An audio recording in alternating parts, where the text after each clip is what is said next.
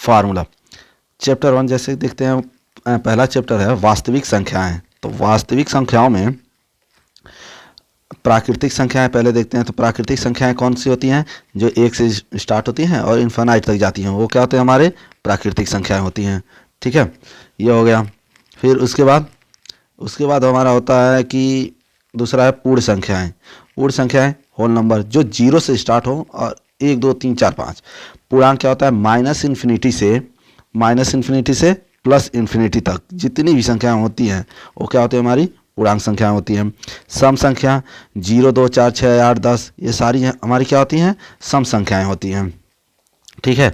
विषम संख्याएं जो 1 2 1 3 5 7, ठीक, ये हमारी क्या होती हैं? विषम संख्याएं होती हैं जो 2 से भाज्य नहीं होती हैं। ठीक है। उसके बाद है हमारा नेक्स्ट है भाज्य संख्याएं।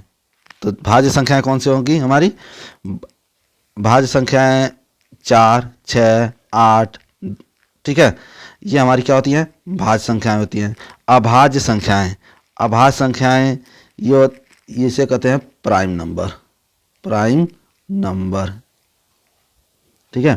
तो ये क्या हो जाएगा? हमारे जो 2 होगा, 3 होगा, 5 होगा, 5 है, 7 है, जो एक तथा स्वयं के अलावा किसी और से न कटे, वो क्या होते हैं? हमारी अभाज्य संख्याएं होती हैं। ठीक है। उसके बाद परिमेय संख्या जिसे p/q के रूप में लिखा जा सके। जैसे जितनी भी हमारी नेचुरल नंबर होती हैं वो क्या होती है? हमारी परिमेय संख्याएं होती हैं। होल नंबर होती हैं वो भी परिमेय संख्याएं होती हैं। ठीक है। उसके बाद से अगर देखें तो देखो natural number, whole number, integer number और even number, odd number, composite number, prime number, जितनी भी संख्याएं होती हैं ये सब क्या होती है? हमारी परिमेय संख्याएं कहलाती हैं। ठीक है। परिमेय संख्याएं सारी संख्याएं आ जाती हैं। उसके बाद हमारा क्या आता है? Rational number, irrational number.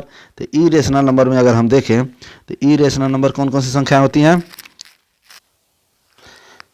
Irrational number वह संख्याएं हैं जिसे p/q के रूप में नहीं लिखा जा सके, उसे क्या कहते हैं? अपरिमेय संख्या कहते हैं। ठीक है। जैसे 4/√3, √7, ठीक है, ये सब क्या होंगे? हमारे इरेशनल नंबर होंगे। जैसे एक और अगर हम एग्जांपल देखें इसमें तो हमारा एक एग्जांपल और है, क्या है? मान लो 4/1.732, ये भी हमारा क्या है? इरेशनल नंबर है। √2 ये भी इरेशनल नंबर है। √3 इरेशनल नंबर है। √5 इरेशनल नंबर है। लेकिन √ अगर हम 4 लिख दें तो ये हमारा परिमेय संख्या है। ये क्या है? हमारा परिमेय संख्या, तो ये इसमें आ जाएगा। ठीक है। ठीक। उसके बाद नेक्स्ट देखते हैं। नेक्स्ट है हमारा वास्तविक संख्याएं। वास्तविक संख्याएं जितने होती हैं, जितने भी परिमेय संख्या होती हैं और अपरिमेय संख्या होते हैं, सभी को मिला दिया जाए तो वो हमारे क्या हो जाती हैं? वास्तविक संख्याएं होती हैं। उसके बाद देखते हैं चैप्टर 2 लसा तथा मसा क्या है हमारा? तो यूक्लिड विभाजन। ठीक। तो यूक्लिड विभाजन में क्या है हमारा? 2 दिए हुए धनात्मक पूर्णांकों a तथा b के संगत 2 पूर्णांक q और r इस प्रकार विद्यमान होते हैं कि a = bq + r। अब देखो यहाँ a क्या है? यहाँ a हमारा है भाज्य संख्या होता है। a हमारा क्या होता है? भाज्य संख्या, यही तो है a भाज्य संख्या होता है। b क्या होता है? भाजक होता है। और q क्या होता है? हमारा भागफल होता है। ठीक है। और r हमारा जो शेष बचा रहता है उसे कहते हैं। ठीक है। तो इसको लिखते हैं इस तरह से। जो r होता है वो 0 से लेके b के बीच में होता है। ठीक है। 0 को लेंगे लेकिन b से क्या होना चाहिए? छोटा होना चाहिए। तो भाज्य बराबर क्या होता है हमारा? भाज्य बराबर होता है भाजक गुणे भागफल प्लस शेषफल। ठीक। उसके बाद हमारा है आप जैसे कि अगर 2 मसा दे दिया है, लसा दे दिया है, एक और पहला व्यंजक दे दिया है, तो इसके लिए फार्मूला क्या लिखते हैं? पहला व्यंजक बराबर गुणे दूसरा व्यंजक बराबर मसा गुणे लसा। ठीक है। उसका नेक्स्ट चैप्टर है हमारा। नेक्स्ट चैप्टर में हमारा क्या है? 2 चर वाले रैखिक समीकरण युग्म यानी वज्र गुणन विधि। तो अगर ये दिया है, जैसे 2 समीकरण दे देते हैं। पहला समीकरण हमारा दिया है, ठीक है, पहला समीकरण हमारा ये दिया है और ये दूसरा समीकरण दे दिया है। ठीक है। ऐसे 2 समीकरण दिए हैं तो a1x + b1y + c1 = 0, a2x + b2y plus C to बराबर 0। तो हम अगर x का मान निकालते हैं तो इस वाले को हम हटा देते हैं, ठीक है। तो हम अब इसको क्या करेंगे, जैसे कि हमारा अब इसको अब इसमें इसका गुणा इसमें कर देते हैं, ठीक है। तो b1 आ गया हमारा, क्या b1 c2 आ गया। फिर क्या करेंगे, माइनस लगाएंगे और इसका गुणा इसमें कर देंगे b2 c1, ठीक। इसी तरह क्या करेंगे, अब इसमें वज्र गुणन के y का मान अगर हमको निकालना होगा तो y को हम हटा देंगे, इस y को हटा देंगे, बचा क्या हमारा, देखो तो हमारा होता है। फिर हम देखेंगे, अब यहाँ से नहीं स्टार्ट करेंगे, यहाँ से हम c1 से स्टार्ट करेंगे। तो इसका गुणा इसमें करेंगे पहले, फिर इसका गुणा माइनस लगाएंगे और फिर क्या करेंगे, इसका गुणा इसमें कर देंगे, ठीक है। उसके बाद फिर हम इसी तरह c1 का लेंगे। तो c1 में क्या होता है 1, ठीक है। तो 1 बटे क्या हो जाएगा a1, इसको फिर काट देंगे, c1 वाला हम काट देंगे। तो जो बचा, जैसे कि a1 इसका गुणा इसमें कर देंगे और इसका गुणा इसमें कर देंगे माइनस लगा के। तो ये हो जाएगा हमारा क्या, वज्र गुणन विधि, ठीक है। नेक्स्ट देखते हैं। नेक्स्ट है, यदि दो समीकरण दिए हो तो निम्नलिखित कंडीशन हो सकते हैं। जैसे कि दो समीकरण दिए हैं तो जैसे पूछता है संगत है, अद्वितीय है या प्रतिषेध करेगा, तो क्या होना चाहिए। तो ये जो दो समीकरण दिए रहेंगे इसमें क्या करेंगे, हम इसमें क्या करेंगे, जैसे कि a1x plus b1y plus c1 बराबर 0, a2x plus b2y plus c2 बराबर 0, ये दो समीकरण दिए हैं। तो हम पहले क्या करेंगे, इसको तुलना करेंगे। जो यहाँ पर a1 का मान, जो a1 का मान है, जैसे a1 बटे a2 करेंगे और b1 बटे b2 किए, अगर ये दोनों बराबर नहीं आते हैं तो ये हो सकता है क्या होगा, संगत हो सकते हैं, अद्वितीय होंगे या एक दूसरे को प्रतिच्छेद, ये तीनों कंडीशन हो सकते हैं, ठीक है। जैसे कि मान लेते हैं कि ये आ गया 1/2 और ये आ गया 1/3, तो ये दोनों बराबर नहीं है, 1/2 नॉट इक्वल टू 1/3, तो ये हो सकते हैं क्या, ये संगत होंगे या तो अद्वितीय होगा या प्रतिच्छेद करेंगे, ठीक है। और अगर यदि a1/a2 इक्वल टू b1/b2 और c1 इक्वल टू c2, अगर ये जो a की वैल्यू है, b1 की वैल्यू है, c1 a2 b2, इसकी वैल्यू अगर ऐसे आ जाता है, मान लो 1/2 आ गया, यहाँ पर भी 1/2 आ गया और यहाँ पर भी 1/2 आ गया, तीनों बराबर हो गए, तो ये क्या होंगे, जो रेखाएं होंगी वो क्या होंगी, एक दूसरे के ऊपर संपाती होंगी, ठीक है, कोइंसाइड करेंगी।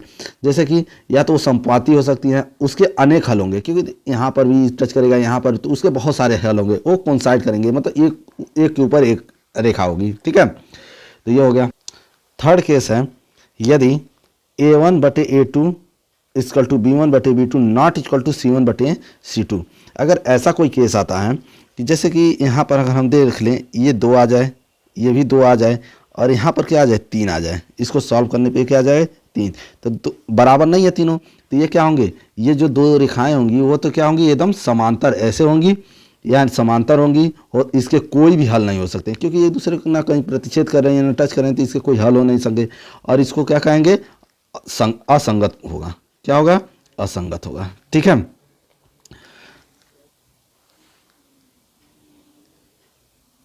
नेक्स्ट है द्विघात समीकरण, ठीक। द्विघात समीकरण में अगर हम देखें तो श्रीधराचार्य सूत्र होता है, जिसमें माना ax² plus bx plus c बराबर 0 एक द्विघात समीकरण है, जहां a, b और c क्या है, वास्तविक संख्याएं हैं। तो उसके लिए फार्मूला जो होता है, ये फार्मूला हमारा होता है, ठीक है। क्या होता है, हमारा फार्मूला होता है x बराबर होता है -b plus minus √b² minus 4ac/2a, ठीक है। अब इसमें क्या होता है, विविक्तर निकालते हैं, जिसे हम क्या करते हैं, डिनोट डी से करते हैं, b² माइनस 4ac, जो d होता है b² माइनस 4ac के बराबर होता है। d को कहते हैं डिस्क्रिमिनेंट, ठीक है, विविक्तर। तो हो गया, ठीक है। इसके आगे अगर हम देखें तो ये क्या हो जाएगा हमारा, ये होगा हमारा, जैसे कि अब इसमें कई सारे कंडीशन बनेंगे। पहला है जैसे कि द्विघात समीकरण ax² plus bx plus c बराबर 0 के मूल की प्रकृति विविक्तर b² माइनस 4c पर निर्भर करता है। जो इसकी प्रकृति होगी, ठीक है, जो द्विघात समीकरण वो कैसा होगा, ये किस पर डिपेंड करेगा, इसके b² माइनस 4ac पर निर्भर करता है, ठीक है। तो अब वो देख लेते हैं कौन कौन से कंडीशन होते हैं। तो पहला कंडीशन है जब बी स्क्वायर माइनस 4ac क्या का मान क्या हो, 0 से बड़ा हो और वो क्या हो, पूर्ण वर्ग हो। तो मूल कैसे बनेंगे, हमारे जो मूल बनेंगे वो कैसे बनेंगे, वास्तविक बनेंगे। ठीक है, वो क्या होगा, वास्तविक होगा, परिमेय होगा और असमान होगा अगर ये पूर्ण हो तो, और 0 से बड़ा हो। जब बी स्क्वायर माइनस 4ac निकालते हैं वो क्या हो, 0 से बड़ा होता है और पूर्ण वर्ग हो तो क्या क्या क्या होगा, वास्तविक होगा, परिमेय होगा और असमान होगा। और जब बी स्क्वायर माइनस 4ac, ठीक है, जब बी स्क्वायर माइनस 4ac 0 से बड़ा हो और तथा पूर्ण वर्ग ना हो तब मूल क्या होगा, वास्तविक होगा, अपरिमेय होगा और असमान होगा। इन दोनों में अंतर क्या है, ये परिमेय है और ये क्या हो जाएगा, अपरिमेय हो जाएगा। ठीक है, नेक्स्ट देखते हैं, कह रहा है जब बी स्क्वायर माइनस 4ac 0 से क्या हो, छोटा हो तो मूल क्या होगा, काल्पनिक होगा। जैसे बी स्क्वायर माइनस 4ac का मान निकाल दिए, बी स्क्वायर माइनस 4ac और क्या निकाल दिए, 0 से छोटा, मान लो -4 आ गया, ये 0 से छोटा हो गया। अगर ऐसे आ गया तो वो उसकी प्रकृति कैसी हो जाएगी, उसकी प्रकृति हो जाएगी हमारी क्या, काल्पनिक हो जाएगी, या उसको बोलते हैं अधिकल्पित। ठीक है, ये हो जाएगा। फिर नेक्स्ट है जो बी स्क्वायर माइनस 4ac अगर 0 के बराबर आता है तो जैसे बी स्क्वायर अगर -4ac निकालें, बी स्क्वायर माइनस 4ac निकालें और ये क्या आ गया, इसका जो मान आ गया 0 आ गया, यानी ये 0 के बराबर हो गया। तो क्या हो जाएगा, उसका जो उसकी प्रकृति होगी वो क्या हो जाएगी, समान होगी, बराबर होगा, या वो समांतर होगा, संपाती हो सकता है, समरेख हो सकता है, संरेख हो सकता है, इतने सारे कंडीशन उसकी प्रकृति होगी। ठीक है, आज जब बी स्क्वायर माइनस 4ac 0 या 0 से बड़ा होता है तब क्या होता है, मूल क्या होते हैं उसके, वास्तविक होते हैं तथा समान होते हैं। इतने सारे कंडीशन हैं उसके। ठीक है, नेक्स्ट देखते हैं यदि द्विघात समीकरण, कोई द्विघात समीकरण दिया है ax स्क्वायर bx प्लस सी बराबर 0 के दो मूल क्या दिए हैं, अल्फा और बीटा। अगर दो मूल दे दिए तो इसका मूलों का योगफल, मूलों का योगफल का फार्मूला क्या होता है हमारा, देखते हैं कि मूलों का योगफल जो होता है वो होता है हमारा जैसे कि -x का गुणांक। तो x, इसमें x कौन सा है हमारा, a है, तो इसके साथ जो गुणांक है उसको क्या करेंगे, माइनस के साथ लिखेंगे, -x का गुणांक बट्टे x स्क्वायर। देखो ये हमारा x स्क्वायर है तो इसके साथ गुणांक क्या है, a है, तो देखो -b बट्टे a, ये होता है मूलों का योगफल। अब मूलों का गुणनफल अगर हम देखें तो क्या होता है, मूलों का गुणनफल यानी अचर पद, जो ये c होता है इसे हम क्या कहते हैं, अचर पद कहते हैं। ठीक है, तो अचर पद बटे x स्क्वायर का गुणांक, तो अचर पद क्या हमारा c है और x स्क्वायर का गुणांक क्या है, x स्क्वायर का गुणांक हमारा a है, तो ये हो गया, तो अल्फा इंटू बीटा बराबर क्या हो जाएगा, c/a। ठीक,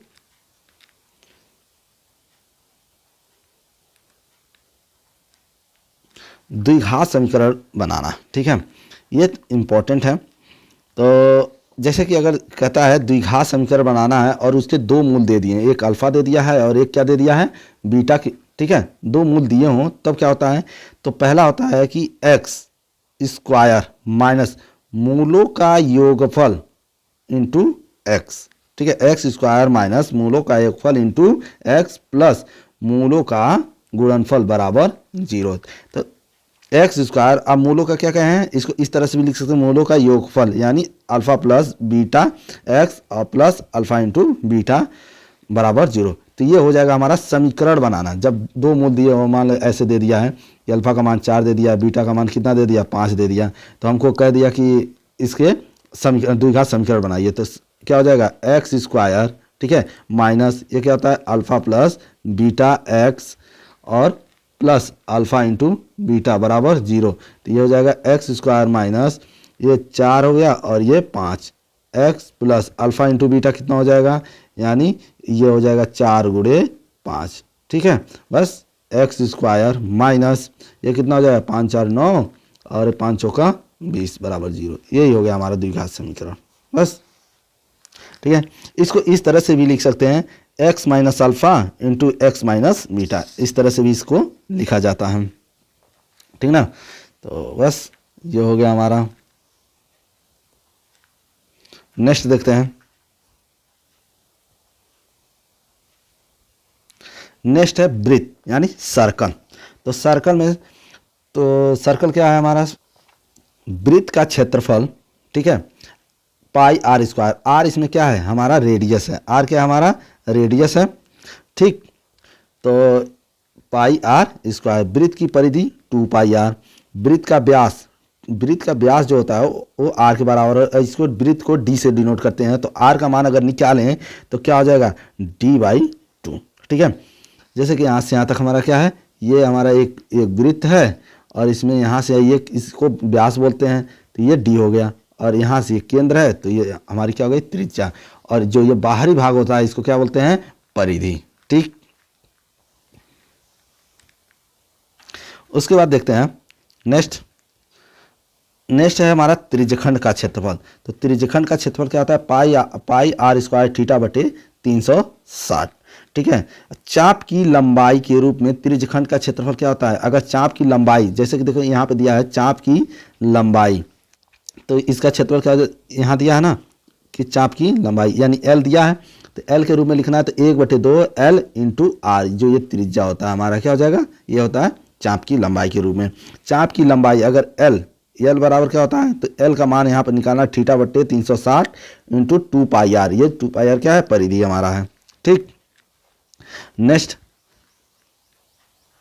है हमारा त्रिज्यखंड का परिमाप। तो त्रिज्यखंड का परिमाप क्या होता है, थीटा बटे 360 into 2 pi r plus 2 r. इसको देखो, अभी हम इसको क्या लिखे हैं, अभी कुछ देर पहले ही बताए हैं कि क्या होता है हमारा, एल का मान होता है। ठीक है, ये क्या होता है हमारा, एल का मान होता है, तो इसको हम एल लिख सकते हैं और 2 आर, तो इसका त्रिज्यखंड का परिमाप क्या हो जाएगा, एल प्लस 2 आर। वृत्तखंड का क्षेत्रफल क्या होता है, आर स्क्वायर अपाई थीटा बटे 360 माइनस 1/2 साइन थीटा, इसका यूज ज़्यादा किया जाता है। ठीक है, वृत्त का चतुर्थांश का क्षेत्रफल, वृत्त के चतुर्थांश का क्षेत्रफल क्या होता है, 1/4 पाई आर स्क्वायर। ठीक, वृत्त के चतुर्थांश का परिमाप क्या होता है, आर ब्रैकेट में पाई/2 प्लस 2।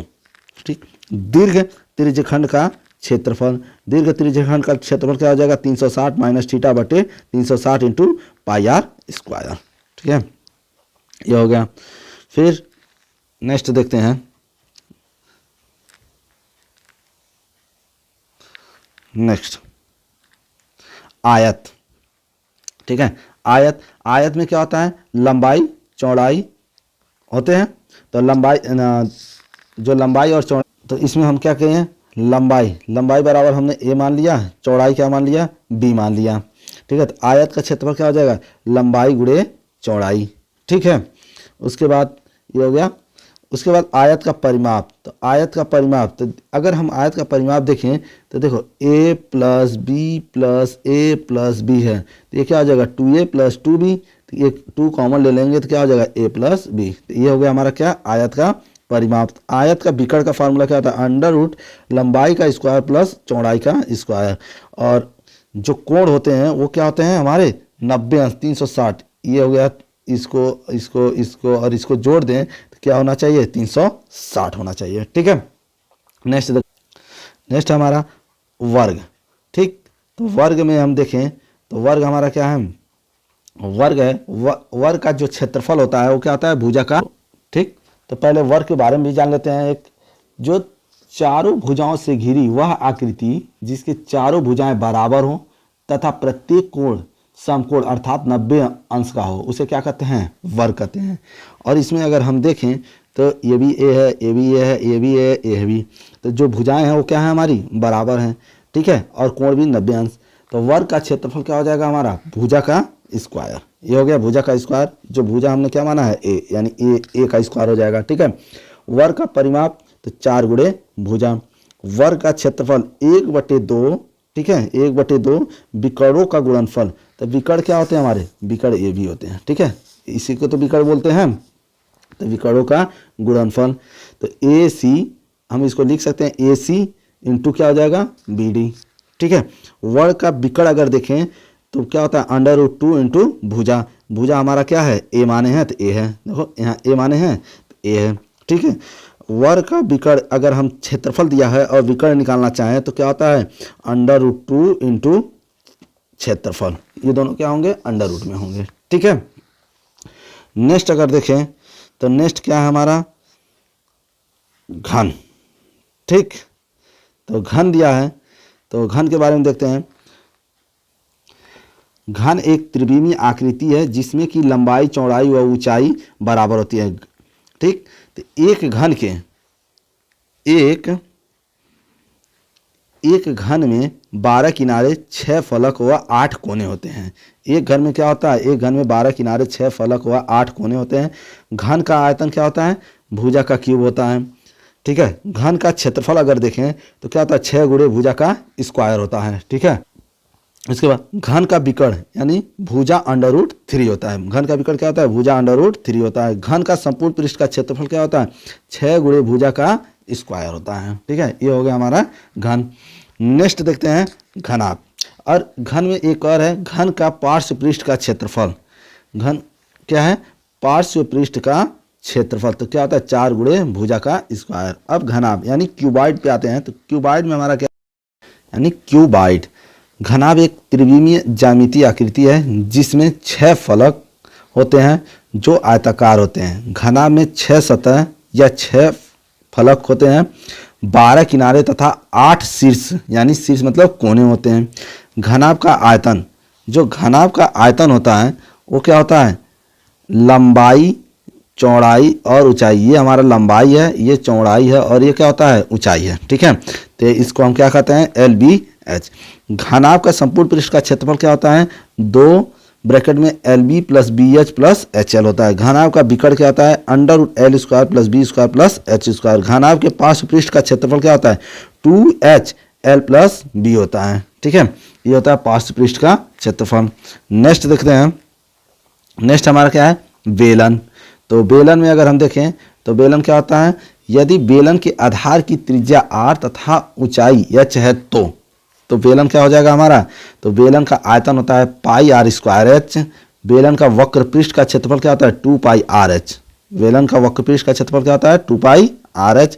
बेलन का संपूर्ण पृष्ठ का क्षेत्रफल क्या होता है? 2πrh + r होता है। ठीक है, बेलन के दोनों सतहों का क्षेत्रफल, बेलन के दोनों सतह जो सतह होते हैं उनका क्षेत्रफल क्या हो जाएगा? 2πr²। ठीक है, और बेलन के आधार की परिधि, देखो बेलन का जो आधार होता है वो क्या होता है? वृत्ताकार होता है। तो वृत्त का परिधि क्या होती है? 2πr। बेलन का आधार क्या होता है? ठीक है, तो क्षेत्रफल क्या हो जाएगा हमारा? तो जो आधार होता है वृत्ताकार होता है, तो वृत्त का क्षेत्रफल क्या होता है? πr²। ठीक है, नेक्स्ट आते हैं खोखला बेलन। तो खोखला अगर बेलन में देखें तो क्या हो जाएगा हमारा? खोखला बेलन, यदि बेलन के आधार की बाहरी और भीतरी त्रिज्याएं क्रमशः r1 तथा r2 हो तो ऊंचाई है तथा ऊंचाई क्या है? h है। तो वस्तु की जो मोटाई होगी, जो वस्तु की क्या हो जाएगी? मोटाई होगी, वो क्या हो जाएगी? r1 - r2। इसको हम देख लेते हैं। जैसे कि जो मोटाई होता है हमारा क्या होगा? हमारा मोटाई यही तो होगा, यही तो क्या करेंगे? r1, तो बड़े में से अगर छोटे को घटा दें, यही तो है हमारा, यहाँ तक क्या है हमारा? r2 है और यहाँ टोटल क्या है? r1। तो ये अगर हम ये हिस्सा में से इस हिस्से को घटा देंगे तो हमारा ये मिल जाएगा। तो वही वस्तु की मोटाई है। ठीक, नेक्स्ट देखते हैं। और देखो जो अंदर की त्रिज्या है उसे r2 माने हैं, जो बाहर की त्रिज्या क्या है हमारी? r1, और जो ये ऊंचाई, ये क्या हमारी? ऊंचाई h माने हैं। ठीक है, तो खोखले बेलन का आयतन क्या होता है? πh r1² - r2² होता है। खोखले बेलन का वक्र पृष्ठ का क्षेत्रफल क्या होता है? 2πh। ठीक है, ब्रैकेट में क्या लिखेंगे? r1 + r2। खोखले बेलन का संपूर्ण पृष्ठ का क्षेत्रफल क्या होता है? 2πr1 + r2h r1 - r2। ये होता है हमारा खोखले बेलन का संपूर्ण पृष्ठ का क्षेत्रफल। ठीक है, उसके बाद नेक्स्ट देखते हैं खोखले बेलन का ऊपरी या निचली सतह का क्षेत्रफल।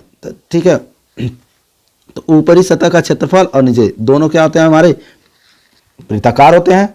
तो वृत्त का क्षेत्रफल क्या हो जाएगा?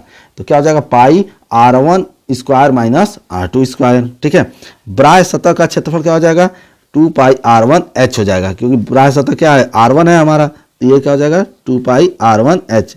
अंदरूनी मतलब ये अंदर का जो सतह है इसका क्षेत्रफल क्या हो जाएगा हमारा? 2πr2h। ठीक है, उसके बाद हम देखते हैं शंकु।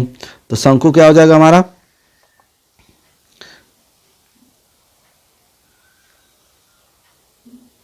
शंकु। ठीक, तो शंकु पे आते हैं। यह है शंकु।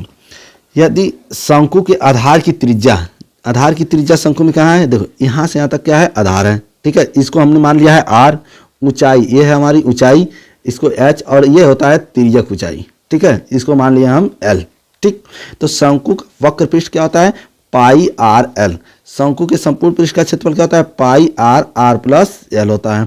शंकु का आयतन 1/3 पाई आर स्क्वायर एच होता है। शंकु का आधार क्या होता है, वृत्ताकार। देखो शंकु का जो आधार है ऐसे है, वृत्ताकार है।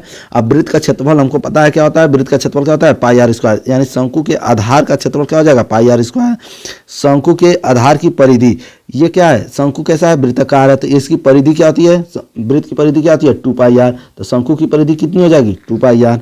ठीक है, एल एच और आर में संबंध, अगर हम ये देखें एल एच और आर में संबंध, तो क्या हो जाएगा हमारा, ये होगा जैसे कि अगर हम कभी हो सकता है आर का मान नहीं दिया हो, एच और एल का मान दे दिया हो, तो इसमें हम रख के क्या कर सकते हैं, निकाल सकते हैं। तो ये क्या होता है, एल बराबर होता है √h² प्लस आर स्क्वायर। इसको हम ऐसे भी लिख सकते हैं, एल स्क्वायर बराबर क्या होता है, h square plus r square. ठीक है, और इसमें अगर कोई एक नहीं दिया है, 2 दिए रहे तो उसको निकाल सकते हैं यहाँ से। ठीक है, उसके बाद देखते हैं नेक्स्ट क्या है।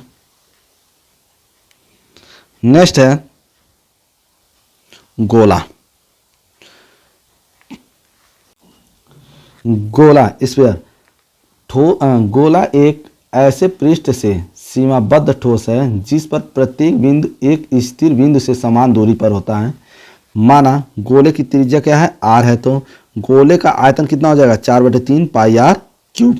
अर्धगोले का आयतन क्या हो जाएगा, 2/3 पाई आर क्यूब। जैसे कि अगर गोला देखते हैं, गोला है हमारा क्या है, 4/3 पाई आर क्यूब, यही है।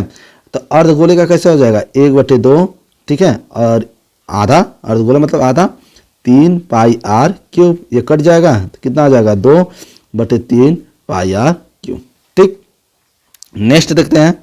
नेक्स्ट हमारा गोले का वक्र पृष्ठ, गोले का वक्र पृष्ठ का क्षेत्रफल क्या होता है, 4 पाई आर स्क्वायर होता है। अर्धगोले का वक्र पृष्ठ कितना हो जाएगा, तो 2 पाई आर स्क्वायर हो जाएगा।